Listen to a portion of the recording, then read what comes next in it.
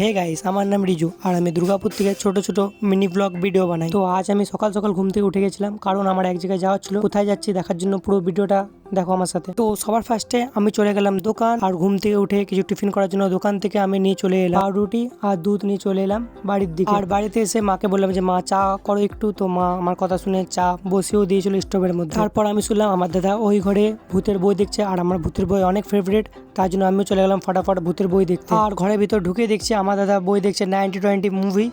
আর এই বইটা শুনেছি নাকি অনেক ভয়ানক। আর তোমাদের এই বইটা কার কার ফেভারিট প্লিজ আমাকে কমেন্ট করে জানাবে। আর তোমাদেরও কিছু ভূতের সিন দেখাচ্ছি, আর এইটা 90-20 কোন পার্ট সেটা তোমরা কমেন্ট করে জানাবে। আর কমেন্ট করতে কিন্তু কেউ ভুলবে না। তো বই দেখতে দেখতে আমাদের চা গরম হয়ে গেছিলো, তো আমরা চা নিয়ে চলে এলাম। আমার দাদার কাছে 2 কাপ, আমার 1 কাপ আর আমার দাদার 1 কাপ। তারপর হঠাৎ মনে পড়লো যে অনেক দেরি হয়ে গেছে আর আমার এক জায়গায় তো যাওয়ার আছে, তাই জন্য ফটাফট আমি গোলুর কাছে চলে এলাম।